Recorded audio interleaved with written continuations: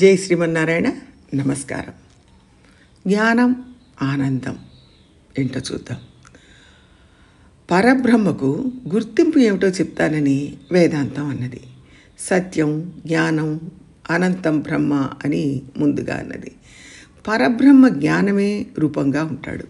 ఆయన జ్ఞానమయుడు. జ్ఞానం అంటే తెలివి. ఎప్పుడు ఎక్కడ ఏం జరిగినా అప్పటికప్పుడే తెలుసుకునే జ్ఞానం. మన జ్ఞానం కొన్ని లిమిటేషన్స్తో ఉంటుంది. కొన్ని తెలుస్తాయి, కొంతమంది గురించి తెలుస్తాయి, కొన్ని ప్రాంతాల గురించి తెలుస్తాయి, కొన్ని ప్రాంతాలలోనే తెలుస్తాయి. కానీ అందరి గురించి ఎప్పుడైనా ఎక్కడైనా అప్పటికప్పుడే తెలుసుకునే జ్ఞానం భగవంతుడి జ్ఞానం. దాన్నే మొదటి గుర్తుగా వేదాంతం చెప్తుంది. భగవంతుడు జ్ఞానమయంగా ఉంటాడు. కానీ కేవలం జ్ఞానం సంతోషాన్ని ఇవ్వదు. జ్ఞానమే సంతోషంగా మారాలి.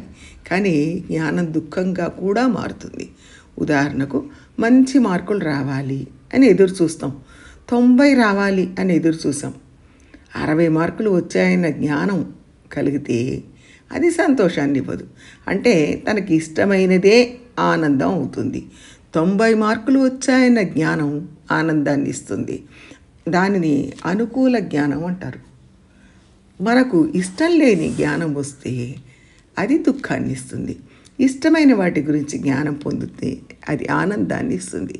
అదే రెండవ ఘట్టం. ఆనందం రెండవ గుర్తుగా చెప్పబడింది. ఆనందం బ్రహ్మేతి దివ్యజానాత్. పరబ్రహ్మాన్ని ఆనందమయమని తెలుసుకో అంటుంది. అతీతమైన ఆనందం, సంతోషం ఉన్నవాడే బ్రహ్మ.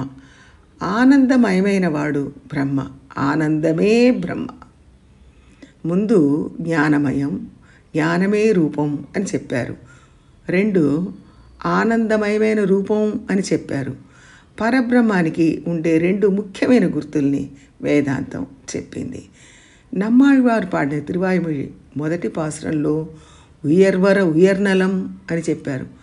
ఉన్నతి అనేది జ్ఞానం, ఆనందం. పూర్తి జ్ఞానం, పూర్తి ఆనందం ఉన్నవాడు భగవంతుడు. మనకు కూడా జ్ఞానం ఉంది, ఆనందం ఉంది, కానీ అది చాలా స్వల్పమైంది. బ్రహ్మానికి ఉన్నది పరిపూర్ణమైన జ్ఞానం, పరిపూర్ణమైన ఆనందం.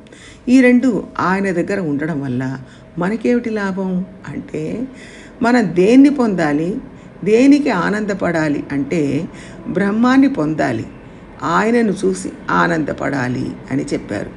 ఎందుకంటే ఆయనే ఆనందంగా ఉంటాడు, జ్ఞాన పరిపూర్ణుడై ఉంటాడు.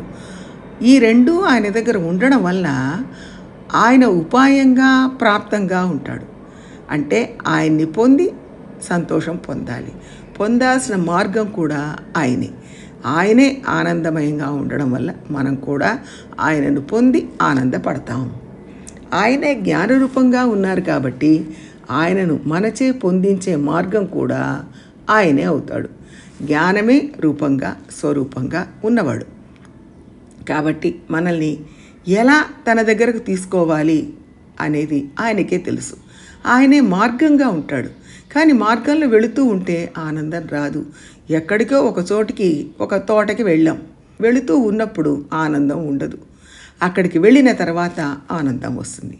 అలాగే భగవంతుడు మార్గంగానూ ఉంటాడు. ఆయనను పొంది ఆనందించే ఫలితంగానూ ఉంటాడు. ఉపాయంగా ఉంటాడు, మార్గంగా ఉంటాడు. ఆయన జ్ఞానవంతుడు కాబట్టి ఎలా తీసుకువెళ్ళాలి అని తెలుస్తుంది.